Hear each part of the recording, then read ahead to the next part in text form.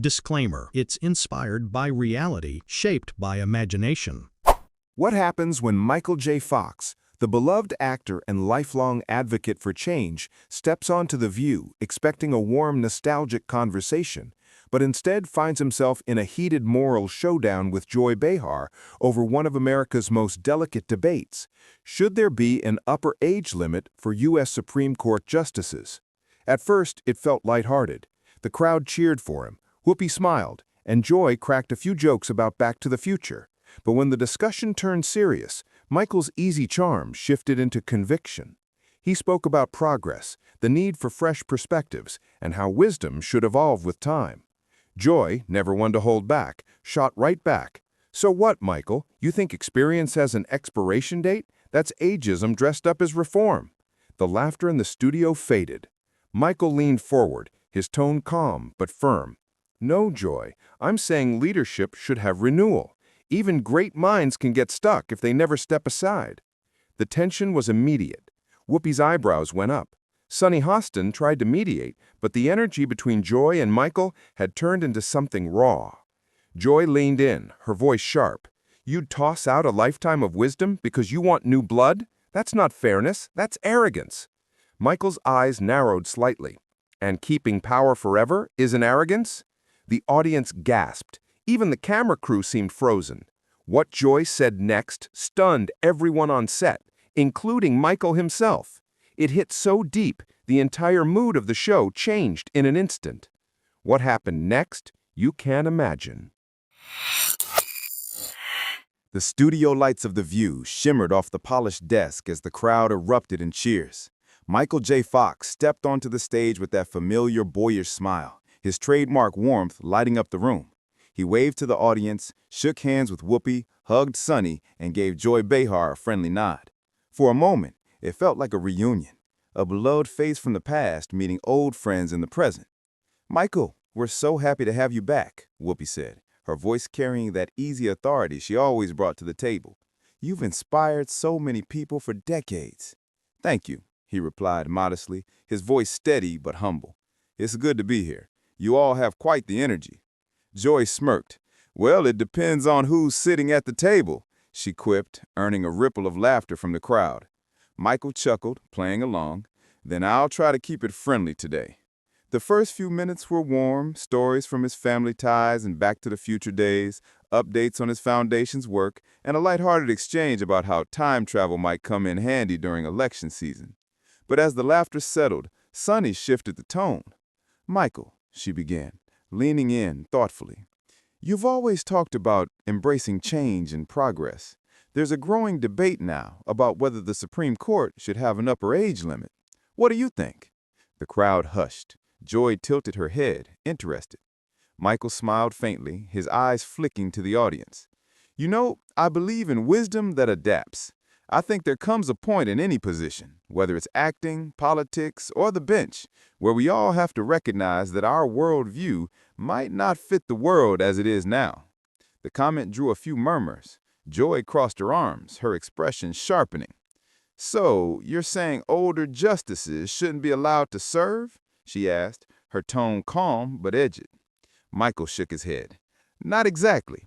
I'm saying there should be a conversation about renewal, about making sure the people shaping the laws of tomorrow actually understand the world of tomorrow." Joy leaned back in her chair. "That sounds nice in theory, but experience doesn't come with youth.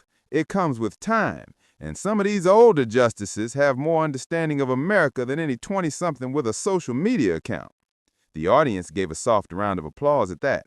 Michael didn't flinch. "True," he said, "but when someone stays in power for decades, they stop hearing voices different from their own, and the law stops breathing with the people it's meant to serve." Whoopi raised her eyebrows. "You're saying there's a point where wisdom turns into stubbornness?" Michael nodded slightly. "Exactly. Nobody's immune to that, not even me." Joy gave a small laugh, but it didn't reach her eyes. "Well, that's convenient for you to say. You're 50-something. You'd be fine under your own rule." The jab got a mix of chuckles and a few uneasy murmurs from the crowd. Michael smiled politely, but didn't back down. "Joy, it's not about targeting anyone. It's about accountability. If we expect term limits for presidents, Why not for judges who interpret every law in this country? Joy adjusted her glasses, her tone tightening. Because presidents come and go, but the court's stability matters. You start treating wisdom like a product with an expiration date, and you'll lose what little consistency we have left. The crowd clapped again, sensing the debate's undercurrent shifting. Whoopi gave a knowing look toward the producers, as if to say, "Here we go." Michael turned slightly in his chair, facing Joy more directly. "I respect that, I do. But if consistency means never letting go, how do we evolve? America's changed so much in just the last 20 years. Shouldn't its interpreters change too?" The words hung in the air. Even Joy paused for a second, considering him. Sonny broke the silence. "It's a fair question. At what point does tradition become obstruction?" Joy sighed, her voice dripping with sarcasm. "When people start thinking progress only belongs to the young." The audience reacted, a mix of applause and tension. Michael smiled faintly, a flash of steel behind his eyes. "Progress belongs to anyone willing to grow. That's not age, it's mindset." For a moment, Joy's lips pressed together. She didn't reply. The room was still, the tension just noticeable enough to tingle in the air. Whoopi gave the camera a knowing grin, breaking the moment. "Well, it looks like we just found our hot topic of the morning." The audience laughed, clapped, and cheered. But behind the smiles and witty remarks, everyone could feel it. This debate wasn't over. The sparks had only just begun to fly. And as Joy adjusted her mic, looking at Michael with that unmistakable glint of challenge in her eyes, even Whoopi could tell the next round was going to get heated. The second segment kicked off after a short commercial break, but the air in the studio was noticeably heavier. The audience, still buzzing from the first exchange, sat upright with that peculiar mix of anticipation and tension that The View thrived on. Whoopi leaned in, smiling diplomatically.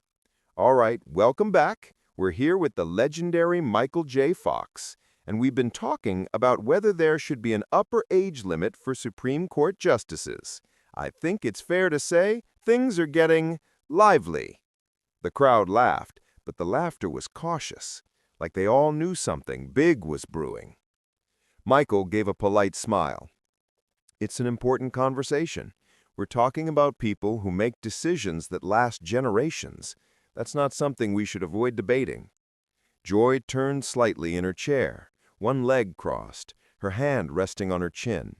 "You say important conversation, but the way I hear it, you're suggesting that anyone over 70 shouldn't have a say in America's future." Michael blinked. "That's not what I said, Joy." She didn't let up. "It's what it sounds like. And let's be honest, this country already sidelines older people enough. You want to start cutting off the highest court next?" The crowd murmured, the familiar ooze rolling through the studio. Michael leaned forward, his tone calm but unwavering. "I think it's about fairness to the people who come after us. If a justice can serve for 40 or 50 years, we're locking the door to new ideas. That's not justice. That's stagnation." Joy shook her head. "But Michael, we're not talking about a sitcom cast. We're talking about constitutional scholars. You don't replace them like it's a TV reboot." That line drew laughter from the crowd, but Michael only smiled faintly. "Sure," he said, "but even in a reboot, you bring in new actors who understand the audience of today." Whoopi raised her eyebrows. "Oh, that was smooth." The audience roared, clapping as Michael grinned, but Joy wasn't amused. "You're simplifying something that isn't simple," she pressed. "It's easy to sit there and say people over 70 shouldn't make decisions when you're the one being told your years of experience don't matter anymore." Michael's tone softened. "Joy, I'm not trying to erase anyone's experience. I'm saying there's a time to lead and a time to guide from behind. Even the best runners eventually pass the torch." Joy scoffed. "And who decides when that time comes? You? Congress? The same people who can't pass a budget?"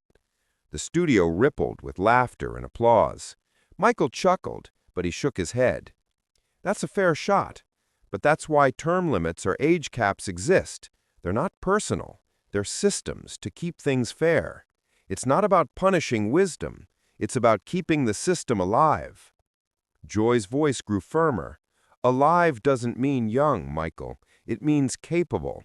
And a 75-year-old who's sharp, compassionate, and seasoned might understand the Constitution better than someone who's only known TikTok and Twitter. The audience laughed again, but Michael's face stayed serious. I don't doubt that.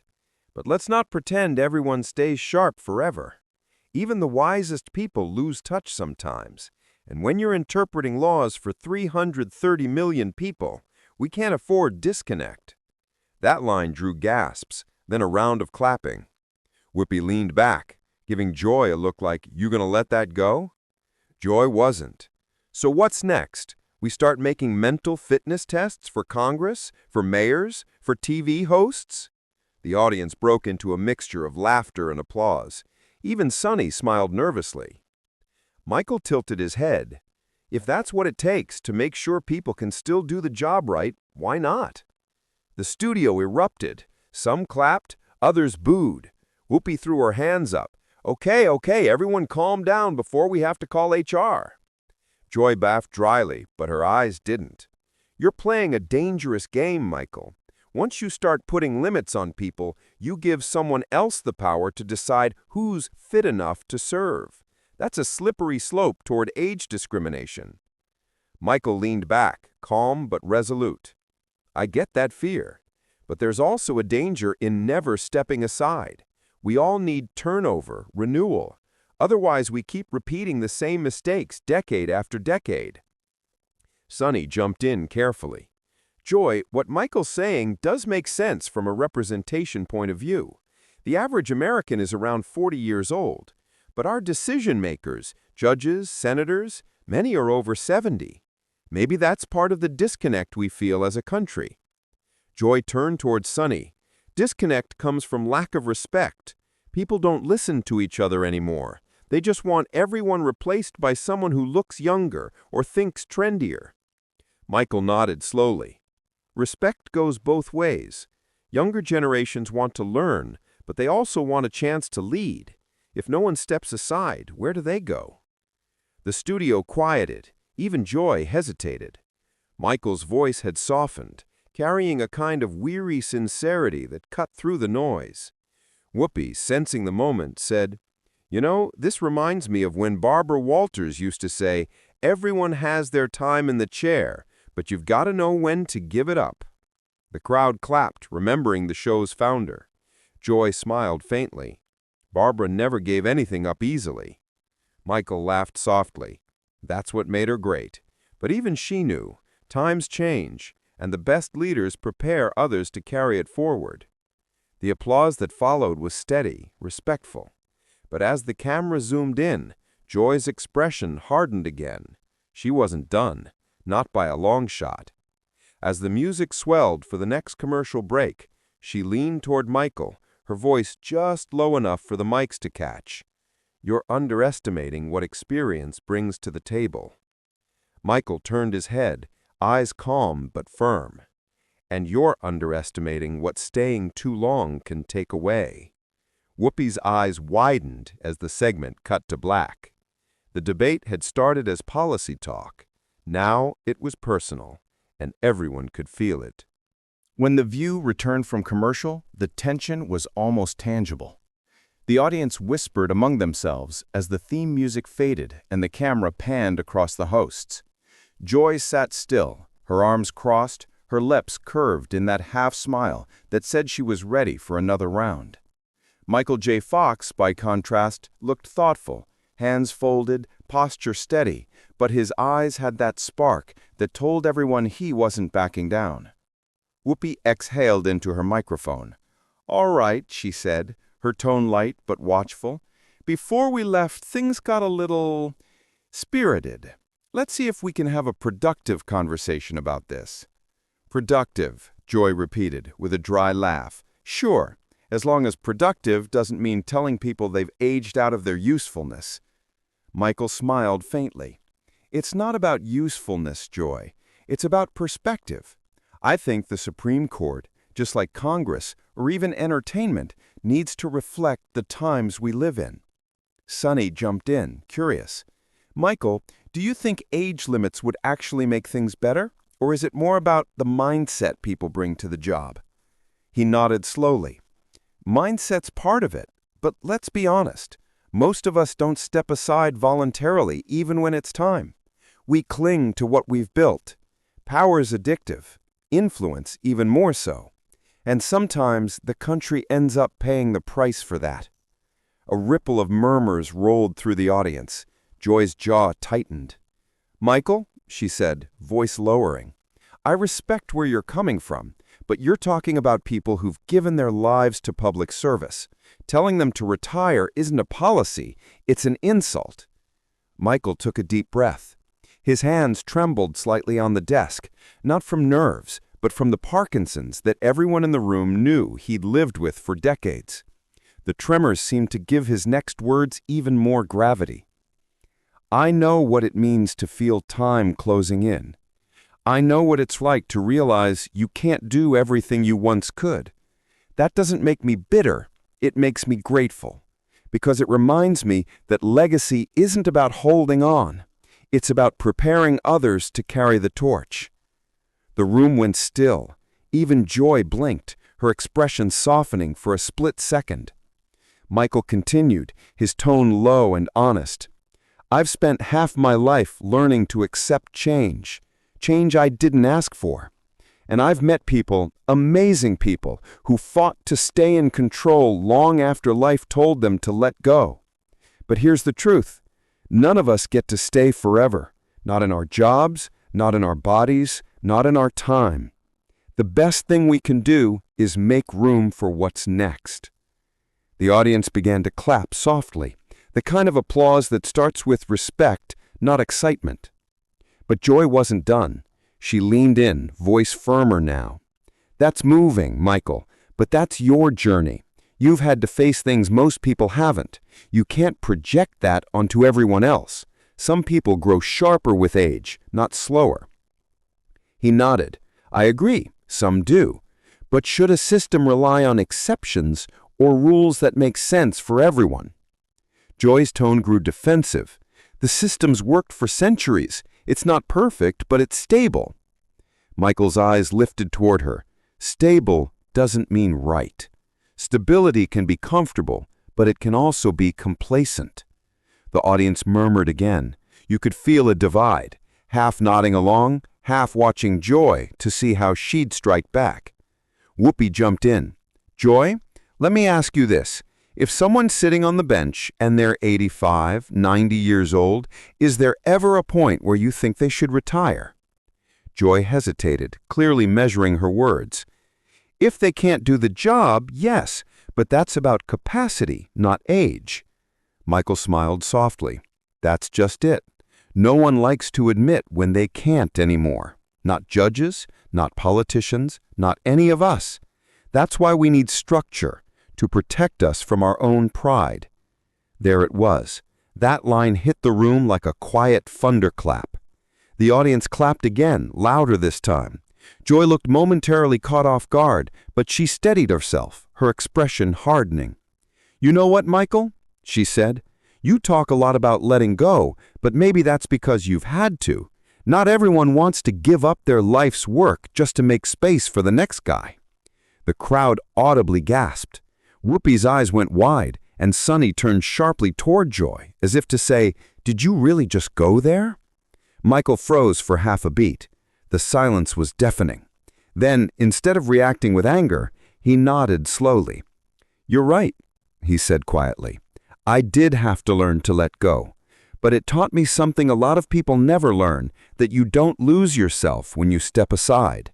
You find out what you've actually built." There was a beat. Then a wave of applause erupted from the audience, long, loud, emotional.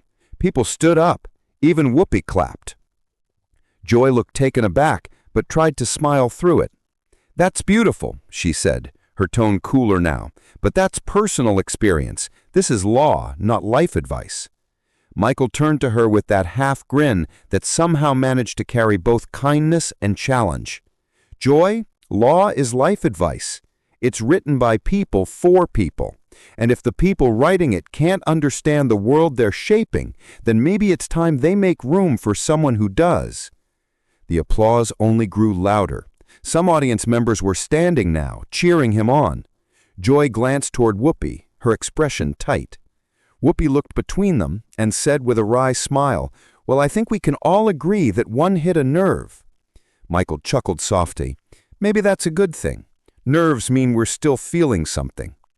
Joy's eyes narrowed slightly, but there was the faintest hint of respect behind them. For the first time that morning, she didn't interrupt. The energy in the room shifted, not combative, but charged. It wasn't just a debate anymore. It was confession, confrontation, and conviction all blending together. And as the camera zoomed in on Michael's face, still calm, still resolute, Whoopi said quietly, "All right, we're going to take another quick break, but don't go anywhere, folks. Something tells me we're not done yet." The audience roared with anticipation. No one knew what was coming after the break, but every single person in that studio could feel it. The real explosion was still ahead. The tension inside the studio had become almost unbearable. The View's table, usually home to laughter, chatter, and light debate, felt like a courtroom. Every camera angle showed the lines drawn between Michael J. Fox and Joy Behar. The audience leaned forward, sensing something was about to break. Joy, never one to back down, tapped her cue cards against the table. "Michael, you keep framing this like it's about dignity, but what about consistency? If we start setting limits for judges, what's next? Age limits for Congress, for pilots, for actors?" Michael gave a tight smile, but his eyes flashed. "Joy, with all due respect, flying a plane and interpreting the Constitution aren't the same thing. You're making it sound like the system doesn't need guardrails. We have them for everything else. Why not the most powerful, unelected body in the country?" Joy laughed dryly. Guardrails or control? Because sometimes when people say guardrails, they mean let's make sure the people we don't like retire early. The audience reacted with a mix of laughter and unease. Whoopi turned her gaze between them, trying to calm the air. "Let's not turn this into a cage match, folks." But Michael was already leaning forward. "You know what this really is, Joy? It's fear. Fear of change. Fear of admitting that maybe age does affect judgment. You're pretending it doesn't because it's uncomfortable to face." Joy bristled. "Excuse me?" "You heard me," he said quietly but firmly. "We all slow down, Joy. It's not an insult. It's nature. The difference is when a regular person slows down, someone steps in.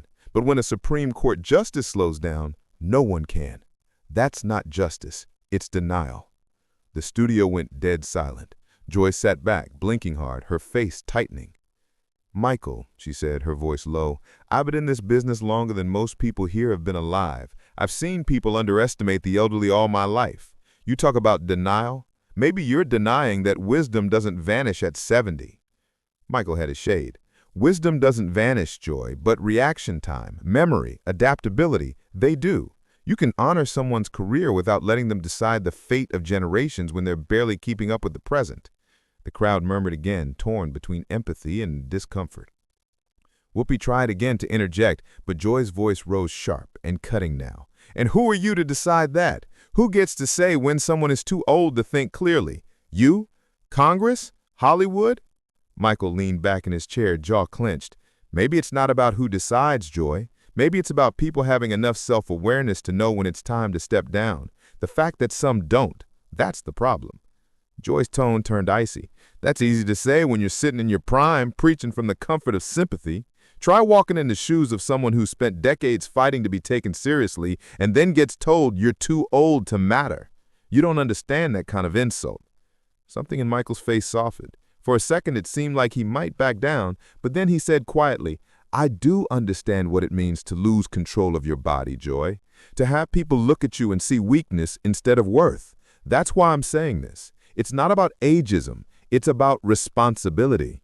The room went still. Joy blinked, caught off guard by the weight of his words. "That's not fair," she said, her voice cracking slightly. "You're using your illness to—" "I'm using my experience, because I've had to face decline every single day, and I'd never let pride stand in the way of progress. That's what this is about, humility, and some people in power have forgotten it." The audience gasped. Joy's eyes filled with frustration, part anger, part something else. So what, Michael? You think every justice over 70 should just hang it up and go home? I think if the people who interpret our laws can't remember what it's like to live under them, it's time for a change. The studio fell silent again, utterly, painfully still. Even the producers behind the glass were frozen. Whoopi leaned forward. Okay, I think we're gonna... But before she could finish, Joy stood up. Her chair scraped loudly across the floor. You know what? I think we've said enough, she said sharply. Michael stayed seated, eyes following her. Sometimes saying enough is the problem. The cameras caught everything. The silence, the tension, the disbelief in the crowd. Joy turned to the audience, forcing a smile that didn't reach her eyes. We'll be right back after this break. As the theme music rolled and the lights dimmed slightly, the two didn't look at each other. The tension was electric, raw, and the audience knew they had just witnessed something unforgettable. What happened next, no one could have predicted. When the View returned from commercial break, the atmosphere was noticeably changed. Joy Behar was back in her seat, but her posture was rigid, her smile faint and professional. Michael J. Fox sat quietly across from her, hands clasped, looking down at the table. The studio lights softened slightly, and the audience, once roaring with laughter earlier in the show, sat in respectful silence, still processing what they had just witnessed. Whoopi broke the ice gently. "That got real," she said, her voice calm but tinged with gravity. "Sometimes these conversations go deeper than any of us expect." Michael nodded slowly. "That's because it matters," he said, looking up. "We can disagree about policy, but we shouldn't pretend that leadership is endless. There's honor in knowing when to pass the torch." Joy inhaled, her tone more subdued now. "And there's honor in not being ridden off because of your age," she said quietly. "Michael, I might have sounded harsh, but for a lot of people my age, we've fought too long to prove we still have value. Being told we're past our time cuts deep." The tension eased slightly. Michael looked at her with genuine empathy. "I get that, Joy. Really, I do. This isn't about devaluing anyone. It's about making sure our system reflects the world it governs. We owe it to the next generation to make space." That line drew light applause from the audience, gentle but heartfelt. Joy smiled faintly. "Maybe the answer isn't kicking people out because of their age. Maybe it's building systems where stepping aside doesn't mean disappearing, where experience can still guide without clinging to power." Michael's eyes softened. "That I can agree with." It wasn't a full reconciliation, but it was enough to bring a sense of calm to the stage. Whoopi exhaled with relief, leaning back in her chair. "Well, that's why we do this show. It's not always pretty, but it's real." The audience applauded again, louder this time, part for the conversation, part for the courage it took for both guests to face something uncomfortable. When the episode ended, social media lit up instantly. Clips of Michael's quiet yet piercing line, "There's honor in knowing when to pass the torch," spread across Twitter and TikTok. Others replayed Joy's emotional defense of aging voices in America. Comment sections filled with debate. Should there be term limits? Should wisdom outweigh youth? That night, both Michael and Joy trended for entirely different reasons, but one thing was clear: they had struck a nerve across generations.